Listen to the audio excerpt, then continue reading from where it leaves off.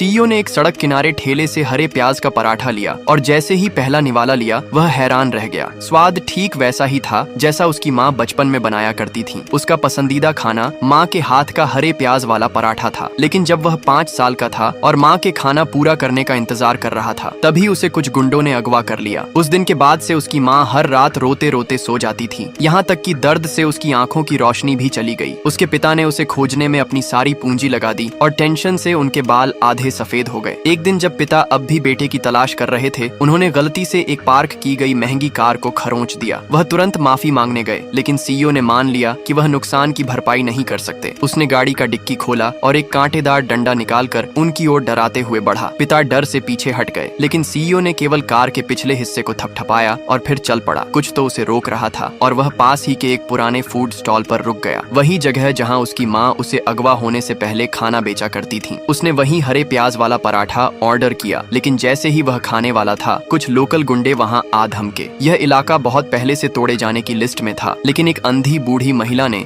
वहाँ से हटने से इनकार कर दिया था। उसने कहा कि उसका बेटा यहीं से गायब हुआ था और वह तब तक वहीं रुकेगी जब तक उसका बेटा वापस नहीं आ जाता। गुंडों ने धैर्य खो दिया और तोड़फोड़ शुरू कर दी। बूढ़ी माँ डर से कांप रही थी, लेकिन फिर भी उन्होंने प्रॉपर्टी पेपर नहीं सौंपे। जब जबरदस्ती की गई तो उन्होंने एक पुराना प्रॉपर्टी सर्टिफिकेट निकाला। एक गुंडे ने वो छीन लिया और जाने लगा। जैसे ही एक गुंडा उसके पास से गुजरा, बूढ़ी महिला का हाथ उसके बाजू पर बने टैटू से छू गया। उसकी भावनाएं फूट पड़ी। वह जोर से बेटे का नाम पुकारने लगी, यह मानते हुए कि वही उसका वर्षों से खोया हुआ बेटा है। वहाँ खड़ी एक लड़की ने उन्हें शांत करने की कोशिश की, लेकिन माँ नहीं मानी। उसका दिल अभी भी बेटे की तलाश में अटका था। उसने लड़की से कहा कि प्रॉपर्टी के कागज उसे दे दो। लड़की ने अनिच्छा से पेपर दिए, लेकिन तभी गुंडे ने वो भी छीन लिए। इसके बाद उसने लड़की की पहचान पर सवाल उठाया और वहीं पर घोषणा कर दी कि वह उससे शादी करना चाहता है। माँ ने तुरंत कहा कि पहले लड़की से पूछना होगा। जैसे ही लड़की इनकार करने जा रही थी, माँ ने जोर देकर कहा कि वह उसके हाथ के निशान को पहचानती है। लड़की ने तुरंत विरोध करते हुए कहा कि यह तो बस टैटू है। बूढ़ी माँ ठिठक गई